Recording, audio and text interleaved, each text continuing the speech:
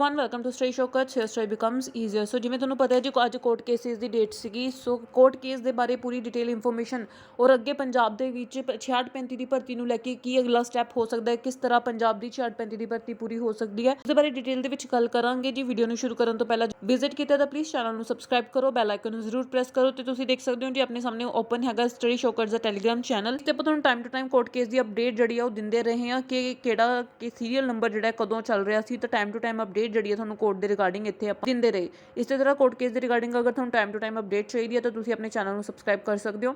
ਇਸ ਦਾ ਲਿੰਕ ਤੁਹਾਨੂੰ description box ਦੇ ਵਿੱਚੋਂ ਮਿਲ ਜਾਏਗਾ। ਹਾਂਜੀ, ਗੱਲ ਕਰਦੇ ਹਾਂ ਕੋਰਟ ਕੇਸ ਦੇ ਬਾਰੇ। ਅੱਜ ਜਿਹੜੇ ਆਪਾਂ ਕੋਰਟ ਕੇਸ ਦੀ ਗੱਲ ਕਰਨ ਵਾਲੇ ਹਾਂ ਉਹ ਸਿਰਫ BSTC ਵਰਸਸ BEd ਹੀ ਨਹੀਂ ਬਲਕਿ ਨਾਲ ਦੀ ਨਾਲ 66-35 ਦੇ ਉੱਪਰ ਲੱਗੇ ਹੋਏ 5 ਨੰਬਰ ਦੇ ਐਕਸਟਰਾ ਮਾਰਕਸ ਲਈ ਜੋ ਕੋਰਟ ਕੇਸ ਲੱਗਿਆ ਹੋਇਆ ਸੀ ਉਸ ਦੇ ਬਾਰੇ ਵੀ ਗੱਲ ਕਰਾਂਗੇ। ਸੋ ਪਹਿਲਾਂ ਗੱਲ ਕਰ ਲੈਂਦੇ ਜੀ BSTC ਵਰਸਸ BEd ਦੇ ਬਾਰੇ, ਜਿਸਦਾ ਅੱਜ ਕੋਰਟ ਸੀਗਾ ਔਰ ਫਾਈਨਲ ਡਿਸਪੋਜ਼ਲ ਲਈ ਇਹ ਕੋਰਟ ਕੇਸ ਲੱਗਿਆ ਹੋਇਆ ਸੀ। ਜਿਵੇਂ ਤੁਸੀਂ ਫੋਟੋ ਦੇ ਵਿੱਚ ਇੱਥੇ ਦੇਖ ਸਕਦੇ ਹੋ।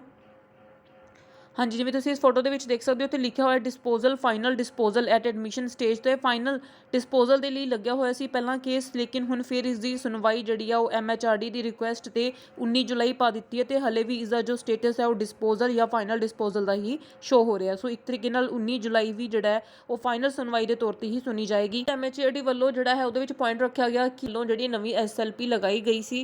सो उसका रख के उन्होंने बहुत सारी रिक्वेस्ट की, एक तो स्टे लगाने की उन्होंने बहुत पुरजोर कोशिश की कि राजस्थान के हाई कोर्ट में जो फैसला आया होया उस पर स्टे लगाई जाए तो BEd ਨੂੰ शामिल किया जाए। तो नाल ही इसकी कोर्ट केस की जी तारीख है वो अगे पाउंदे उन्होंने रिक्वेस्ट की सी। स्टे की रिक्वेस्ट जी जज साहब वालों नहीं मनी गई तो स्टे जोड़ा उत्ते नहीं दिता गया। एक बहुत वड्डी गल है कि उन्होंने राजस्थान के जो फैसला दिता हुआ उस पर स्टे नहीं दी। इसका मतलब यह है कि हले तक राजस्थान का जो फैसला वो बरकरार है तो उसनों सुप्रीम कोर्ट के भी मन्निया जा चुका है। हले तक उस पर स्टे ना देने का मतलब यही है कि सुप्रीम कोर्ट भी राजस्थान का जो हाई कोर्ट का फैसला है उसनों ही मनती है। एक बहुत वड्डी गल है, बहुत वड्डी जित का निशान है। ये आपां एक पॉजिटिव उम्मीद दिंदी है। हाँ, एक फाइनल फैसला जरूर अज आना सी, लेकिन वो जो 19 जुलाई तक जरूर टल गया है। डेट जी काफ़ी अगे पा दी गई है। पर इसका मतलब ये नहीं है कि हुण भर्तियां नहीं हो सकदियां, बल्कि मैं तुहानूं पहलां भी दस्सिया सी 15 मार्च नूं जो फैसला दिता गया सी लास्ट सुनवाई दे विच, उहदे विच सुप्रीम कोर्ट वालों खास ये लिखित कहा गया सी कि हर एक स्टेट दे विच भर्ती जिहड़ी अपनी स्टेट दी हो सकदी आ।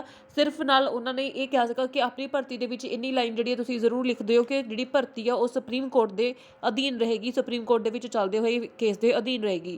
सो सुप्रीम कोर्ट का फैसला जो भी आएगा वो लागू होएगा। इन्नी गल लिख के जिहड़ी भर्तियां ने वो 15 मार्च तो ही हो सकदियां सी, पंजाब दे विच भी हो सकदियां सी।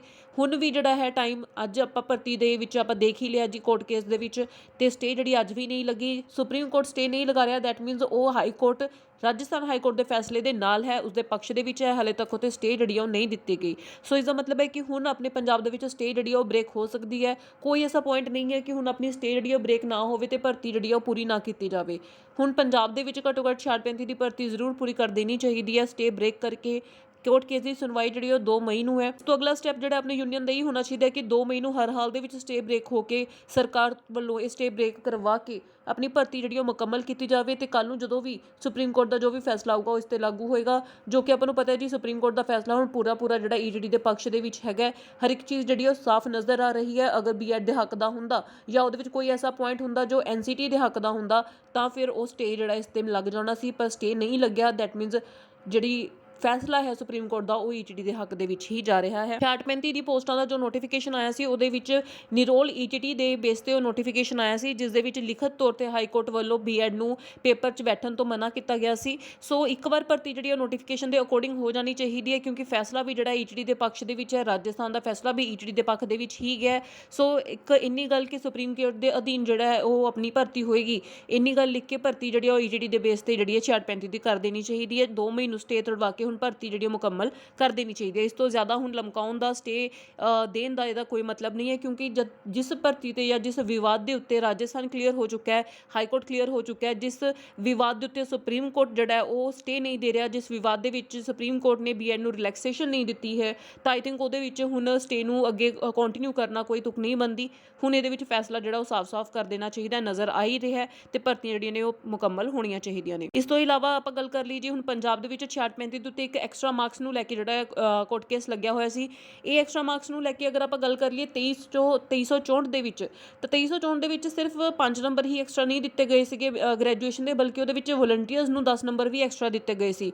ਤੇ ਨਾਲ ਐਕਸਟਰਾ ਦੇ ਵਿੱਚ ਕੁਝ ਰਿਲੈਕਸੇਸ਼ਨਸ ਵੀ ਦਿੱਤੀਆਂ ਗਈਆਂ ਸੀ, ਜਿਵੇਂ ਪੀਐਸ ਟੈਟ ਤੋਂ ਛੋਟ ਦਿੱਤੀ ਗਈ ਸੀ। ਇਸ ਤਰ੍ਹਾਂ ਦੀ ਛੋਟ ਦੇ ਵੀ ਉਸ ਕੇਸ ਦੇ ਵਿੱਚ ਇਹ ਸਾਰੇ ਪੁਆਇੰਟ ਵੀ ਸੀ। ਤੋਂ ਸਾਰੇ ਪੁਆਇੰਟਸ ਨੂੰ ਹੀ ਰੱਦ ਕਰਦੇ ਹੋਏ ਸਾਰੀ ਐਕਸਟਰਾ ਜਿੰਨੀਆਂ ਵੀ ਰਿਲੈਕਸੇਸ਼ਨ ਦਿੱਤੀਆਂ ਗਈਆਂ ਸੀ, ਚਾਹੇ ਉਹ ਪੀਐਸ ਟੈਟ ਤੋਂ ਛੋਟ ਹੋਵੇ ਜਾਂ 10 ਨੰਬਰ ਹੋਣ ਜਾਂ 5 ਨੰਬਰ ਹੋਣ, ਤਾਂ ਸਾਰੇ ਹੀ ਜਿਹੜੇ ਉਹਦੇ ਵਿੱਚ ਕੱਟ ਦਿੱਤੇ ਗਏ ਸੀ। ਲੇਕਿਨ ਜਦੋਂ 6635 ਦਾ ਨੋਟੀਫਿਕੇਸ਼ਨ ਆਇਆ, ਫਿਰ ਉਹਦੇ ਵਿੱਚ 5 ਨੰਬਰ ਜਿਹੜਾ ਨੋਟੀਫਿਕੇਸ਼ਨ ਦੇ ਵਿੱਚ ਰੱਖੇ ਗਏ ਤੇ ਉਸ ਨੂੰ ਲੈ ਕੇ ਬਾਅਦ ਦੇ ਵਿੱਚ ਜਦੋਂ ਸਕਰੂਟਨੀ ਹੋ ਚੁੱਕੀ ਸੀ, ਲਿਸਟ ਆਊਟ ਹੋ ਚੁੱਕੀ ਸੀ, ਉਸ ਤੋਂ ਬਾਅਦ ਇੱਕ ਕੇਸ ਲੱਗਿਆ ਤੇ ਜਿਸ ਦੇ ਵਿੱਚ ਇਹ ਕਿਹਾ ਗਿਆ ਕਿ ਐਕਸਟਰਾ ਮਾਰਕਸ ਜਿਹੜੇ ਗ੍ਰੈਜੂਏਸ਼ਨ ਵਾਲੇ ਕੈਂਡੀਡੇਟਸ ਨੂੰ ਦਿੱਤੇ ਗਏ ਨੇ ਉਹਨਾਂ ਨੂੰ ਕੱਟ ਕਰ ਦਿੱਤਾ ਜਾਵੇ। ਉਸ ਰਿਗਾਰਡਿੰਗ ਕੇਸ ਚੱਲ ਰਿਹਾ, ਉਸਦਾ ਫੈਸਲਾ ਜਿਹੜਾ ਹਾਲੇ ਤੱਕ ਨਹੀਂ ਆਇਆ ਹੈ, ਲੇਕਿਨ ਅੱਜ ਉਸ ਕੋਰਟ ਕੇਸ ਦੀ ਸੁਣਵਾਈ ਸੀ ਤੇ ਉਸ ਦੇ ਬਾਰੇ ਆਪਾਂ ਤੁਹਾਨੂੰ ਇਨਫੋਰਮੇਸ਼ਨ ਦੇ ਦਿੰਦੇ ਹਾਂ। ਇਹ ਆਪਾਂ ਉਹ ਕੋਰਟ ਕੇਸ ਓਪਨ ਕਰ ਲਿਆ ਤੇ ਇਸ ਦੇ ਵਿੱਚ ਤੁਸੀਂ ਦੇਖ ਸਕਦੇ ਹੋ 28 ਅਪ੍ਰੈਲ ਦੀ ਸੁਣਵਾਈ ਸੀਗੀ ਤੇ ਆਪਣਾ ਆਰਡੀਨਰੀ ਦੇ ਵਿੱਚ 266 ਨੰਬਰ ਤੇ ਕੇਸ ਸੀਗਾ ਤੇ ਇਹਦੀ ਜਿਹੜੀ ਨੈਕਸਟ ਡੇਟ ਹੈ ਉਹ 10 ਮਈ ਪੈ ਚੁੱਕੀ ਹੈ। ਸੋ ਇਸ ਕੇਸ ਦੀ ਵੀ ਅਗਲੀ ਸੁਣਵਾਈ ਜਿਹੜੀ ਉਹ 10 ਮਈ ਹੋਏਗੀ। ਹਾਲਾਂਕਿ ਇਸ ਕੇਸ ਤੇ ਅੱਜ ਵੀ 5 ਮਿੰਟ ਹੀ ਸੁਣਵਾਈ ਚੱਲੀ, ਇਸ ਤੇ ਵੀ ਜ਼ਿਆਦਾ ਦੇਰ ਸੁਣਵਾਈ ਨਹੀਂ ਹੋਈ ਤੇ ਨਾ ਹੀ ਕੋਈ ਫੈਸਲਾ ਆਇਆ ਕਿ ਇਸ ਦੇ ਰਿਗਾਰਡਿੰਗ 5 ਨੰਬਰ ਕੱਟੇ ਜਾਣਗੇ ਜਾਂ ਦਿੱਤੇ ਜਾਣਗੇ। ਇਸ ਦੇ ਰਿਗਾਰਡਿੰਗ ਹਾਲੇ ਕੋਈ ਫੈਸਲਾ ਨਹੀਂ ਆਇਆ, ਪਰ ਮੈਨੂੰ ਲੱਗਦਾ ਇਸ ਤੇ ਜੋ ਵੀ ਕੋਈ ਫੈਸਲਾ ਹੈ ਗਵਰਨਮੈਂਟ ਨੂੰ ਜਾਂ ਫਿਰ ਕੋਰਟ ਨੂੰ ਉਹ ਕਰ ਦੇਣਾ ਚਾਹੀਦਾ, ਚਾਹੇ 5 ਨੰਬਰ ਦੇਣਾ ਚਾਹੁੰਦੇ ਜਾਂ ਕੱਟ ਕਰਨਾ ਚਾਹੁੰਦੇ। ਇਸ ਤੇ ਜੋ ਵੀ ਫੈਸਲਾ ਉਹ ਇੱਕ ਕਿਨਾਰਾ ਕਰਕੇ ਭਰਤੀ ਨੂੰ ਹੁਣ ਮੁਕੰਮਲ ਕਰਨ ਦੇ ਵੱਲ ਜਿਹੜਾ ਦੇਖਣਾ ਚਾਹੀਦਾ, ਮੁਕੰਮਲ ਕਰਨਾ ਚਾਹੀਦਾ, ਕਿਉਂਕਿ ਇਦਾਂ ਦੇ ਪੁਆਇੰਟਸ ਨੂੰ ਲੈ ਕੇ ਹੁਣ ਭਰਤੀ ਲਮਕਾਉਣ ਦਾ ਕੋਈ ਮਤਲਬ ਨਹੀਂ ਬਣਦਾ। ਜੋ ਵੀ ਪੁਆਇੰਟ ਕਰਨਾ ਹੈ, ਜੋ ਵੀ ਇੱਕ ਪਾਸਾ ਕਰਨਾ ਕਰਕੇ ਭਰਤੀ ਮੁਕੰਮਲ ਕੀਤੀ ਜਾਣੀ ਚਾਹੀਦੀ ਹੈ, ਜਿਸ ਨਾਲ ਇਹ ਭਰਤੀ ਵੀ ਮੁਕੰਮਲ ਹੋਵੇ ਤੇ ਨਾਲ ਅਗਲੀ ਭਰਤੀ ਦਾ ਫਿਰ ਨੋਟੀਫਿਕੇਸ਼ਨ ਵੀ ਜਿਹੜੀ ਹੈ ਸਰਕਾਰ ਕੱਢਦੀ ਹੋਵੇ, ਨੈਕਸਟ ਭਰਤੀਆਂ ਵੀ ਜਿਹੜੀਆਂ ਆਉਂਦੀਆਂ ਹੋਣ, ਤਾਂ ਕਿ ਜਿਨ੍ਹਾਂ ਦਾ ਨੰਬਰ ਇਸ ਦੇ ਵਿੱਚ ਨਹੀਂ ਵੀ ਆ ਰਿਹਾ ਕਿਸੇ ਕਾਰਨ, ਤਾਂ ਉਹ ਹੁਣ ਨੈਕਸਟ ਭਰਤੀ ਦੇ ਵਿੱਚ ਜਲਦੀ ਤੋਂ ਜਲਦੀ ਜਿਹੜਾ ਉਹ ਲੱਗ ਸਕਣ, ਹੋਰ ਦੇਰ ਜਿਹੜੀ ਉਹਨਾਂ ਦੀ ਨਾ ਹੋਵੇ। ਕਿਉਂਕਿ ਆਪਾਂ ਨੂੰ ਪਤਾ ਹੈ ਜੀ, ਆਪਾਂ ਲਗਾਤਾਰ ਪਿਛਲੇ ਦਿਨਾਂ ਦੇ ਵਿੱਚ ਅਖਬਾਰਾਂ ਦੇ ਵਿੱਚ ਵੀ ਪੜ੍ਹਦੇ ਰਹੇ ਹਾਂ ਕਿ ਕਿਸ ਤਰ੍ਹਾਂ ਪੰਜਾਬ ਦੇ ਸਕੂਲ ਜਿਹੜੇ ਖਾਲੀ ਪਏ ਆ, ਉੱਥੇ ਟੀਚਰਸ ਯਾਨੀ ਕਿ ਅਧਿਆਪਕ ਨਹੀਂ ਹੈ। ਕਿੰਨੇ ਸਕੂਲਾਂ ਦੇ ਵਿੱਚ ਤਾਂ ਕਈ ਕਲਾਸਾਂ ਇੱਕ ਹੀ ਟੀਚਰ, ਇੱਕ ਹੀ ਅਧਿਆਪਕ ਜਿਹੜਾ ਉਹ ਪੜ੍ਹਾ ਰਿਹਾ ਹੈ। ਕਿੰਨੇ ਸਕੂਲ ਜਿਹੜੇ ਆ ਅਧਿਆਪਕਾਂ ਤੋਂ ਵਾਂਝੇ ਨੇ, ਜਿਸ ਨਾਲ ਸਿਰਫ ਅਧਿਆਪਕਾਂ ਦਾ ਜਾਂ ਬੇਰੁਜ਼ਗਾਰਾਂ ਦਾ ਨੁਕਸਾਨ ਨਹੀਂ ਹੈ, ਸਗੋਂ ਉੱਥੇ ਬੱਚਿਆਂ ਦਾ ਵੀ ਨੁਕਸਾਨ ਹੈ। ਜਿੱਥੇ ਅਧਿਆਪਕ ਨਹੀਂ ਹੈ ਉਹਨਾਂ ਨੂੰ ਪੜ੍ਹਾਉਣ ਲਈ, ਤੇ ਜਿੱਥੇ ਸਕੂਲਾਂ ਦੇ ਵਿੱਚ ਅਧਿਆਪਕ ਨਾ ਹੋਵੇ, ਬੱਚਿਆਂ ਦੀ ਪੜ੍ਹਾਈ ਦਾ ਜਿਹੜਾ ਹੈ ਉੱਥੇ ਇੰਨਾ ਨੁਕਸਾਨ ਹੋ ਰਿਹਾ ਹੋਵੇ, ਉੱਥੇ ਜਦੋਂ ਆਪਾਂ ਸਿੱਖਿਆ ਨੀਤੀ ਦੀ ਗੱਲ ਕਰਦੇ ਹਾਂ ਤਾਂ ਫਿਰ ਉੱਥੇ ਕੋਈ ਕੁਐਸਚਨ ਆ ਜਾਂਦਾ ਹੈ। ਜੇ ਆਪਣੀ ਪੰਜਾਬ ਸਰਕਾਰ ਜਿਹੜੀ ਹੈ ਹੁਣ ਨਵੀਂ ਜੋ ਆਪ ਸਰਕਾਰ ਬਣੀ ਹੈ, ਉਹ ਸਿੱਖਿਆ ਨੀਤੀ ਦੇ ਵਿੱਚ ਚੇਂਜਿਸ ਕਰਨਾ ਚਾਹੁੰਦੀ ਹੈ, ਸਿੱਖਿਆ ਨੀਤੀ ਨੂੰ ਵਧੀਆ ਢੰਗ ਦਾ ਬਣਾਉਣਾ ਚਾਹੁੰਦੀ ਹੈ, ਦਿੱਲੀ ਦੇ ਬਰਾਬਰ ਦਾ ਵਧੀਆ ਸਿੱਖਿਆ ਨੀਤੀ ਬਣਾਉਣਾ ਚਾਹੁੰਦੀ ਹੈ, ਤਾਂ ਸਕੂਲਾਂ ਦੇ ਵਿੱਚ ਟੀਚਰਸ ਵੀ ਪ੍ਰੋਵਾਈਡ ਕਰਨੇ ਪੈਣਗੇ ਹੀ, ਤਾਂ ਕਰਨੇ ਵੀ ਚਾਹੀਦੇ ਨੇ। ਤੇ ਵੱਧ ਤੋਂ ਵੱਧ ਭਰਤੀ ਜਿਹੜੀ ਹੈ ਜਲਦੀ ਕਰਨੀ ਚਾਹੀਦੀ ਹੈ, ਤਾਂ ਕਿ ਸਕੂਲਾਂ ਨੂੰ ਬੱਚਿਆਂ ਨੂੰ ਅਧਿਆਪਕ ਮਿਲੇ ਤੇ ਆਪਣੀ ਸਾਰਾ ਸਿੱਖਿਆ ਦਾ ਜਿਹੜਾ ਢਾਂਚਾ ਉਹ ਸੁਚਾਰੂ ਰੂਪ ਦੇ ਵਿੱਚ ਚੱਲ ਸਕੇ। ਕਿਉਂਕਿ ਸਿੱਖਿਆ ਨੀਤੀ ਦੀ ਆਪਾਂ ਗੱਲ ਤਦ ਹੀ ਕਰ ਸਕਦੇ ਹਾਂ ਜੇ ਸਕੂਲਾਂ ਦੇ ਵਿੱਚ ਅਧਿਆਪਕ ਹੋਣਗੇ। ਅਧਿਆਪਕ ਨਾ ਹੋਣ ਕਰਕੇ ਹੀ ਫਿਰ ਸਕੂਲਾਂ ਦੇ ਵਿੱਚ ਬੱਚਿਆਂ ਦੀ ਜਿਹੜੀ ਐਨਰੋਲਮੈਂਟ ਹੈ ਉਹ ਘਟਦੀ ਹੈ। ਸੋ ਵੱਧ ਤੋਂ ਵੱਧ ਭਰਤੀ ਕਰਨੀ ਚਾਹੀਦੀ ਹੈ, ਤਾਂ ਕਿ ਵੱਧ ਤੋਂ ਵੱਧ ਬੱਚੇ ਜਿਹੜੇ ਆ ਉਹ ਸਰਕਾਰੀ ਸਕੂਲਾਂ ਵੱਲ ਆਉਣ, ਵਧੀਆ ਉੱਥੇ ਪੜ੍ਹਾਈ ਉਹਨਾਂ ਨੂੰ ਮਿਲੇ ਤੇ ਜਿਹੜੇ ਆਪਣਾ ਸਾਰਾ ਸਿੱਖਿਆ ਢਾਂਚਾ ਹੈਗਾ ਉਹ ਸਹੀ ਤਰੀਕੇ ਨਾਲ ਕੰਮ ਕਰ ਸਕੇ। ਸੋ ਜਿਹੜੀ ਭਰਤੀ ਉਹ ਹੁਣ ਜਲਦੀ ਹੋਣ ਦੀ ਜਿਹੜੀ ਮੰਗ ਕਰਦੀ ਹੈ, ਕਿਉਂਕਿ ਵੱਡੀ ਭਰਤੀ ਚਾਹੇ ਕਿੰਨੀ ਹੀ ਕਿਉਂ ਨਾ ਹੋਵੇ, ਲੇਕਿਨ ਅਗਰ ਭਰਤੀ 'ਚ ਦੇਰ ਹੋ ਜਾਵੇ ਤਾਂ ਉਹ ਵੱਡੀ ਭਰਤੀ ਦਾ ਵੀ ਕੋਈ ਮੁੱਲ ਨਹੀਂ ਰਹਿ ਜਾਂਦਾ। ਭਰਤੀ ਭਾਵੇਂ ਛੋਟੀ ਹੋਵੇ ਪਰ ਜਲਦੀ ਹੋ ਜਾਣੀ ਚਾਹੀਦੀ ਹੈ। ਹਰ ਸਾਲ ਭਰਤੀ ਹੋਣੀ ਚਾਹੀਦੀ ਹੈ, ਭਰਤੀਆਂ ਲਈ 5-5 ਸਾਲ ਦੀ ਵੇਟ ਨਹੀਂ ਹੋਣੀ ਚਾਹੀਦੀ। ਸੋ ਹੁਣ ਆਪਣਾ ਜਿਹੜਾ ਨੈਕਸਟ ਸਟੈਪ ਹੈਗਾ ਜੀ ਉਹ ਇਹੀ ਹੋਣਾ ਚਾਹੀਦਾ ਕਿ ਆਪਣੇ ਪੰਜਾਬ ਦੇ ਵਿੱਚ ਜਿਹੜੀ ਹੈ ਸਟੇ ਬ੍ਰੇਕ ਹੋ ਕੇ ਆਪਣੀ ਜਿਹੜੀ ਭਰਤੀ ਉਹ ਮੁਕੰਮਲ ਕਰਵਾਈ ਜਾਵੇ। ਹੁਣ ਸਟੇ ਨੂੰ ਲਮਕਾਉਣ ਦਾ ਇਹਦੇ ਵਿੱਚ ਕੋਈ ਵੀ ਤੁੱਕ ਨਹੀਂ ਬਣਦੀ ਹੈਗੀ।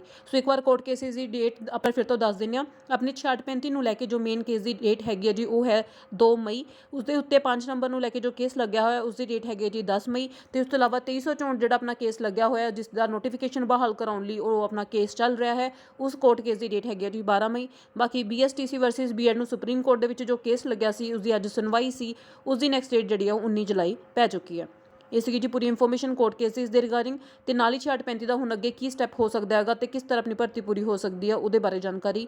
ਆਪ ਇਨਫੋਰਮੇਸ਼ਨ ਤੁਹਾਡੇ ਲਈ ਯੂਜ਼ਫੁਲ ਰਹੀ ਹੋਏਗੀ। ਪਲੀਜ਼ ਵੀਡੀਓ ਨੂੰ ਲਾਈਕ ਕਰੋ, ਵੱਧ ਤੋਂ ਵੱਧ ਸ਼ੇਅਰ ਕਰੋ ਤੇ ਨਾਲ ਹੀ ਆਪਣੇ ਚੈਨਲ ਨੂੰ ਸਬਸਕ੍ਰਾਈਬ ਕਰੋ। ਬੈਲ ਆਈਕਨ ਨੂੰ ਪ੍ਰੈਸ ਕਰਕੇ ਆਲ ਤੇ ਜ਼ਰੂਰ ਕਲਿੱਕ ਕਰ ਲਿਓ ਤਾਂ ਕਿ ਤੁਹਾਨੂੰ ਇਸ ਤਰ੍ਹਾਂ ਦੀ ਵੀਡੀਓ ਦੀ ਨੋਟੀਫਿਕੇਸ਼ਨ ਟਾਈਮ ਸਿਰ ਮਿਲਦੀ ਰਹੇ। ਇਸ ਤੋਂ ਇਲਾਵਾ ਲੇਟੈਸਟ ਅਪਡੇਟ ਨੂੰ ਟਾਈਮ ਸਿਰ ਪਾਉਣ ਲਈ ਤੁਸੀਂ ਫੇਸਬੁੱਕ ਜਾਂ ਟੈਲੀਗ੍ਰਾਮ ਚੈਨਲ ਨੂੰ ਜੁਆਇਨ ਕਰ ਸਕਦੇ ਹੋ। ਉਸ ਦਾ ਲਿੰਕ ਤੁਹਾਨੂੰ ਡਿਸਕ੍ਰਿਪਸ਼ਨ ਬਾਕਸ ਦੇ ਵਿੱਚੋਂ ਮਿਲ ਜਾਏਗਾ।